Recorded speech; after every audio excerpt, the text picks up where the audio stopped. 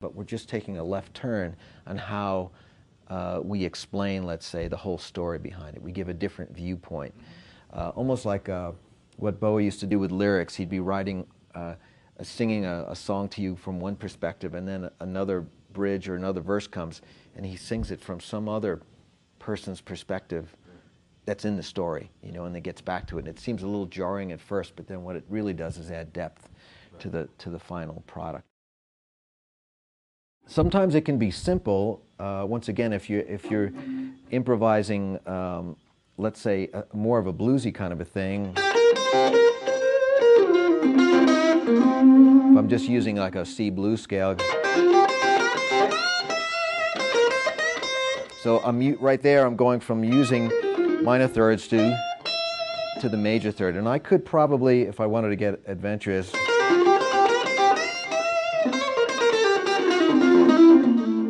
and there I'm just sort of very quickly running through using the major third, the flat 9, the flat 5 there, but landing on something that's a little bit more familiar, the major 6, and then maybe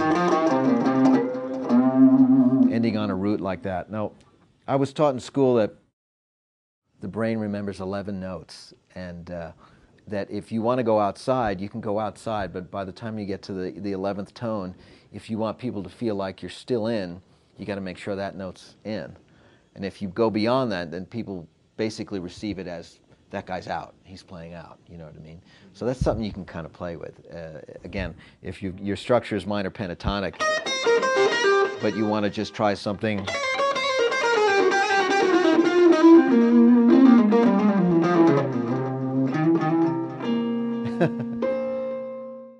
if you brought up this rhythm section,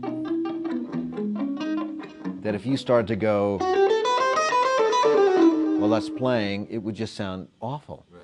But if you're in B and it's more of a, and it's got a sort of things that remind you of pentatonic blues rock, that you can almost play anything. Right. And even if the progression is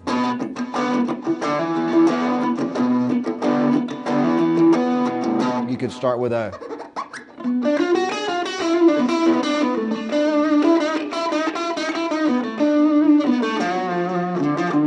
you know what I mean? And it would still go with it.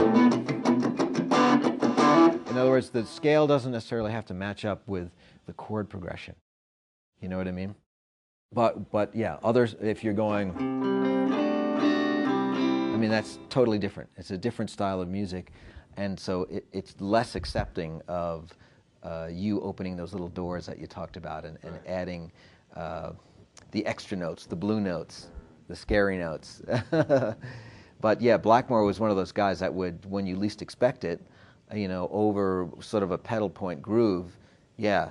And between him and John Lord, they would be tossing back exotic scales and Phrygian dominant and blues, and you know, somewhere in between the root and the fifth, there'd be a couple of different kinds of thirds in there, almost minor, minor, almost major, major, on the way to the fourth and the fifth, and in between, you know.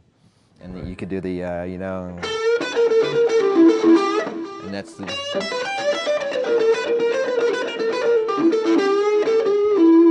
and it just becomes expression more than scale, which is great. I think that at the right moment, it liberates the listener's experience. And I believe that when somebody's worked out a piece of music and they stay with the scale, that they're more in danger of turning the audience off because they think that it's technical, it's overly technical. And that when the structure between the riff and the harmony and the melody and the improv is a little bit more accepting, that for some reason they think it's less technical. Now, you and I know it's equally technical. There's actually no difference between, you know, being loose or being tight melodically or with an improvisation when it comes to picking or sliding or any of that. It's still technique.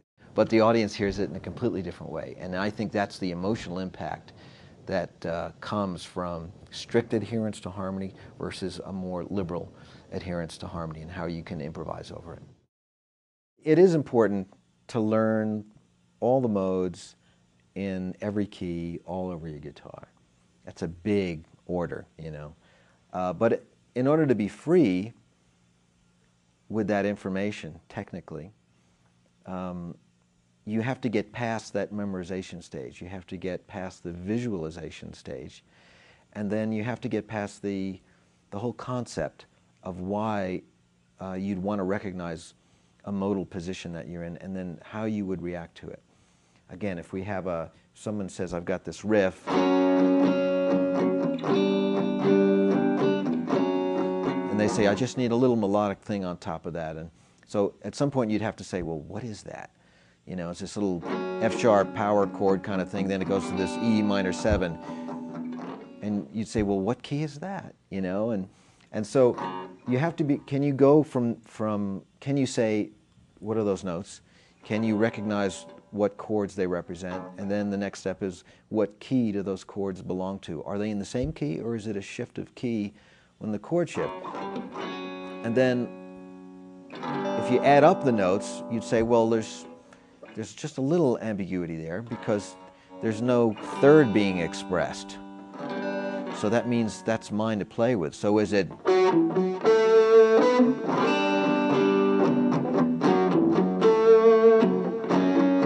or is it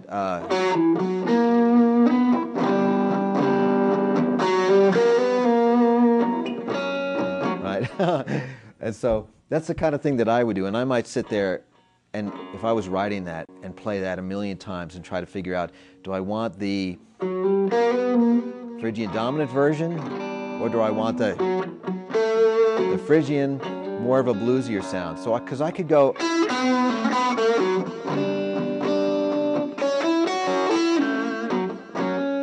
or